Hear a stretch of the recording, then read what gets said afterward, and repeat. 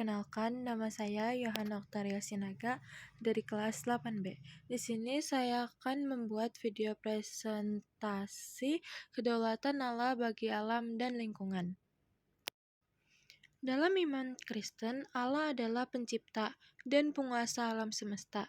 Dia menciptakan segala sesuatu dengan baik dan sempurna, serta memberikan manusia tanggung jawab untuk menjaga dan mengelola bumi.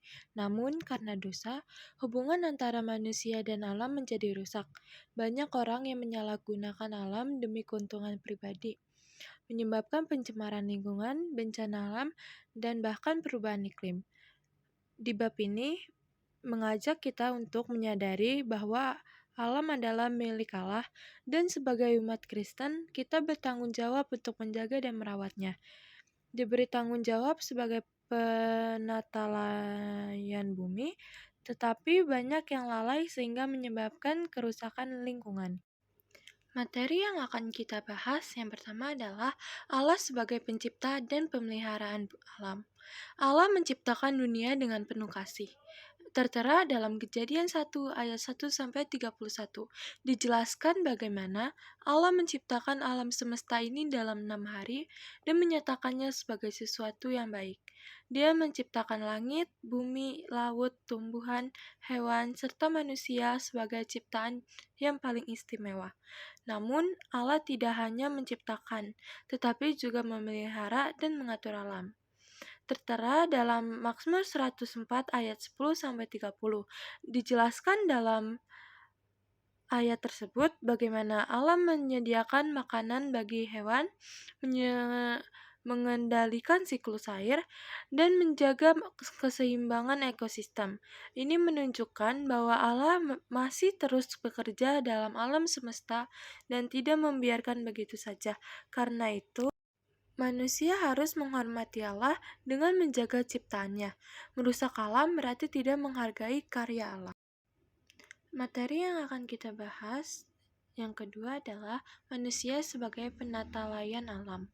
Allah memberi manusia tanggung jawab sebagai penata layan bumi. Dalam Kejadian 2 ayat 15 yang berisi, Tuhan Allah mengambil manusia itu dan menempatkannya dalam Taman Eden untuk mengusahakan dan memelihara taman itu. Dalam ayat tersebut, Allah memerintahkan Adam untuk mengusahakan dan memelihara Taman Eden. Ini menunjukkan bahwa sejak awal, manusia diberi tugas untuk merawat lingkungan. Namun, dalam kenyataannya, manusia sering gagal untuk menjalankan tugas ini. Banyak orang serakah dan tidak peduli terhadap lingkungan, yang menyebabkan beberapa faktor kerusakan terhadap lingkungan, seperti yang pertama, penebangan hutan secara liar yang menyebabkan tanah longsor dan banjir. Yang kedua, pembuangan sampah sembarangan yang mencemari sungai dan laut. Yang ketiga, penggunaan sumber daya alam secara berlebihan seperti air dan listrik. Yang keempat, polusi udara akibat penggunaan kendaraan dan pabrik yang berlebihan. Sebagai orang Kristen, kita harus menunjukkan kepedulian terhadap lingkungan dengan tindakan nyata, seperti 1. Menggunakan sumber daya dengan bijak seperti menghemat air dan listrik. 2. Mendaur ulang dan mengurangi penggunaan plastik untuk mengurangi sampah. Yang ketiga, menanam pohon dan menjaga kebersihan lingkungan. Yang keempat, menghindari gaya hidup konsumtif yang berlebihan. Ketika kita menjaga alam, kita sudah menunjukkan rasa syukur kepada Tuhan atas ciptaannya dan menghormati perintahnya. Materi ketiga yang akan dibahas adalah dosa dan kerusakan alam. Setelah manusia jatuh dalam dosa, hubungan antara manusia dengan alam ikut terganggu. Keserakahan dan ketidakpedulian manusia telah menyebabkan berbagai bencana lingkungan. Contoh dampak dosa terhadap alam yaitu polusi udara dan air yang menyebabkan berbagai penyakit. Yang kedua, deforestasi yang menyebabkan hilangnya habitat hewan dan perubahan iklim. Yang ketiga, punahnya spesies hewan dan tumbuhan akibat eksploitasi berlebihan. Yang keempat, perubahan iklim yang mengakibatkan cuaca ekstrim dan berbagai bencana alam. Sebagai umat Kristen, kita harus bertobat dan kembali kepada panggilan Tuhan untuk menjaga bumi kita. Kita tidak boleh merusak alam, melainkan kita harus menjadi alat Tuhan untuk memulihkan lingkungan. Peran individu sebagai orang Kristen untuk menjaga alam. Yang pertama, menjadi teladan dalam menjaga lingkungan, baik di rumah, sekolah, maupun masyarakat. Yang kedua, bersikap peduli terhadap isu lingkungan dengan bergabung dalam kegiatan sosial. Yang ketiga, mengajak orang lain untuk lebih sadar akan pentingnya menjaga alam. Ketika kita menjaga lingkungan, kita tidak hanya menjalankan tugas sebagai manusia, tetapi juga memuliakan Allah yang telah menciptakan dunia ini dengan penuh kasih. Di sini saya ada tips cara mudah menjaga alam dan lingkungan. Yang pertama, mengurangi sampah. Gunakan tas belanja kain daripada tas belanja plastik.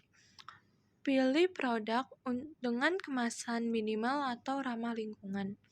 Kurangi penggunaan tisu dan pilih kain yang bisa dicuci ulang. Yang kedua, daur ulang dan pilah sampah. Pisahkan sampah organik dan anorganik. Manfaatkan sampah organik untuk kompos. Gunakan kembali barang-barang yang masih layak untuk dipakai. Yang ketiga, menghemat energi. Matikan lampu dan perangkat elektronik saat tidak digunakan. Gunakan lampu LED yang lebih hemat energi. Manfaatkan cahaya matahari di siang hari untuk mengurangi penggunaan listrik. Yang keempat, mengurangi penggunaan kendaraan bermotor. Gunakan transportasi umum atau juga bisa bersepeda. Atau yang lebih baik yaitu berjalan kaki jika jarak yang dekat dan mudah untuk ditempuh. Yang kelima, menanam pohon atau tanaman.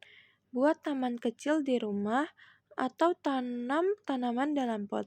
Ikut serta dalam program penghijauan atau reboisasi. Yang keenam, menghemat air. Matikan keran saat sedang tidak digunakan. Misalnya, saat setelah menggosok gigi.